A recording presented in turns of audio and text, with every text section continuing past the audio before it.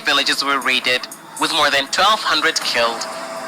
Those who have been reported missing are those who have relatives who successfully escaped.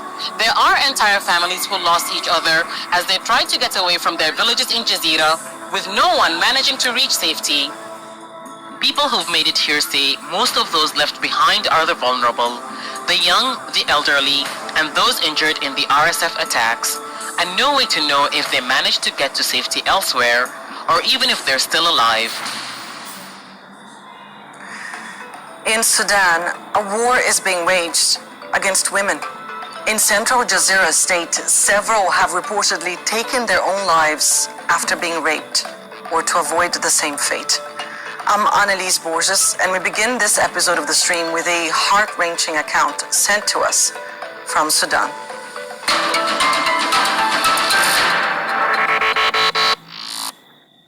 أنا اسمي أريج رفاعة.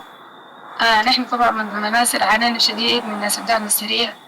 أنا من ضمن الناس اللي اتضررت لأنه دخل بيتنا وقال لي ألفاظ ما حلوة شديد وضربوني. راسي ده والله خيطته 5 غرز ويدي اتفكت، جسمي كله يتورم، طبلوا أبوي جوا الحمام وضربوا أختي برضه. وإضافة كان حصل يعني برغم أن ضربون عليه ده نحن ما طلعنا، فبقت في حالات بتاع التحرش. يعني في فريقنا في واحدة حاولوا يتحرشوا بها، 3 جلحوا قابل الموت من الدعامة ديت جوا بيته. يلا كانوا ناس البيت طلع لما حاولت قاومتهم كده قام شرط لها وريكة بالسكين. غير إنه تاني في واحدة اغتصبوها قدام أبوها في البيت، يعني قدام أبوه قدام أخوانا ناس الدعم السريع، دي برضو معاها في نفس الفريق.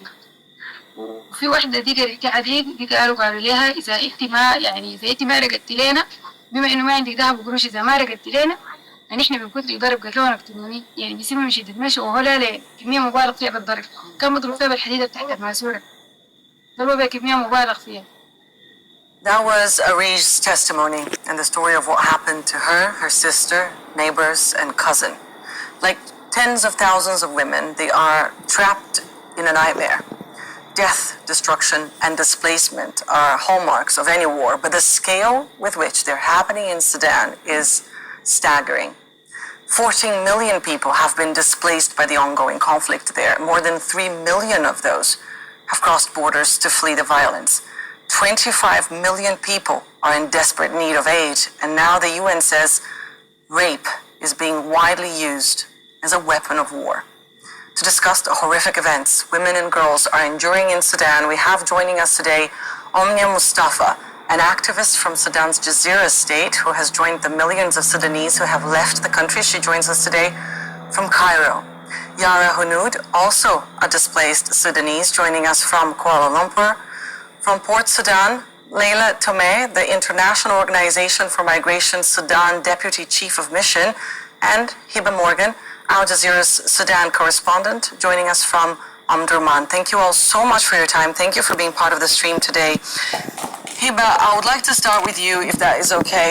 A UN fact-finding mission has documented widespread sexual violence against women and children in Sudan.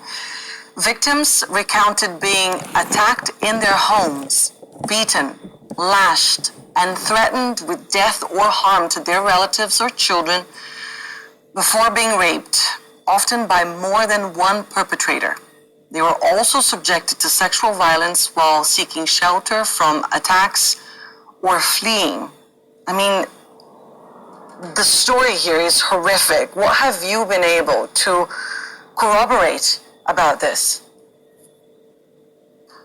Now, I just want to remind you that sexual violence and rape is not something that women here in Sudan talk about freely or comfortably. And despite that, now, with that fact that it's a stigma, there's a stigma around it, that people feel ashamed when they talk about it, we still hear stories. So the stories that we're hearing is likely a fraction of the reality.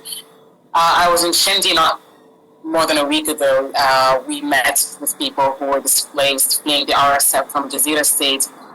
And a lot of them spoke about the sexual violence. They spoke about the physical abuse. They spoke about the fact that there were girls who were missing, that they didn't know their whereabouts, and they can only imagine having seen what the RSF has done while they were still in their villages, they can imagine what the girls are going through now that they've been abducted by the RSF. So yes, these reports that we're getting from the UN, from rights groups, we've heard those stories and more horrifying stories from the women who've been displaced, not just from Jazeera State, because again, this conflict has been ongoing since April last year. Yes. There have been numerous reports from the UN that rape is being used as a weapon of war.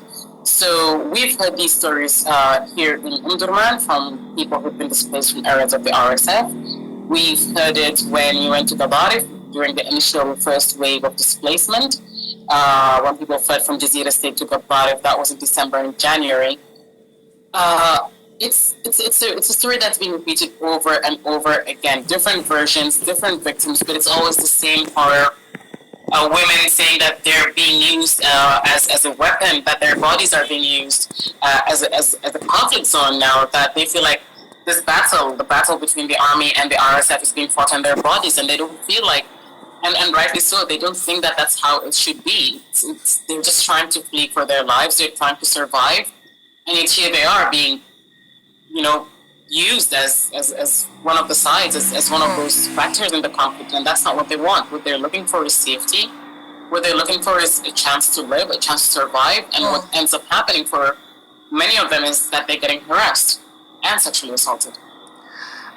Omnia, you are from Jazeera State. As Hiba just mentioned there, that is just one of the areas where there's been accounts of sexual violence. Can you tell us what you have heard, witnessed, or I don't know, God forbid, even experienced in that respect? Can you share with us? Okay, so I am originally from Jazeera. My father lives his whole life in Jazeera, but I was born and raised in Khartoum. I go to Jazeera for vacations all the time. And after the war started in Khartoum in April 2023, we fled to Jazeera and we stayed there for more than 9 months until the war expanded to Jazeera. So we have been in Madani, the capital city of Jazeera, when the RSF invaded it back in December. And my father and his family refused to leave at the beginning because they were like, we already lost our homes in Khartoum. We're not going to give up our generational homes, like the houses of our fathers and grandfathers, So we weren't going to leave, but then we started to hear about the rape and the sexual violence, and my family decided that the safety of women and girls in my family is much more important than homes or anything else. This is why we fled Madani and we went to a nearby village in Jazeera State as well, south of Jazeera. And we stayed there for more than a month and a half, and we've been continuously attacked by the RSF every single day. They come in waves. First, they loot the cars. Second, they loot money, golds. And the third wave is usually when they start asking for women. Like, I remember one night, some of them were really drunk, and they were asking, like, for girls. So the people of the village literally gathered every single woman and locked them all in a hole, and then the men of the village slept outside, basically, all of them carrying different weapons, like, to protect the women. Like, a lot of people have been hearing a lot of accounts of sexual violence and rape being used against women in this war, and we've been hearing news from the villages nearby that of such cases happening. So every time they came to the village, we lived in immense terror. I guess it's important to note, and again, Hiba mentioned this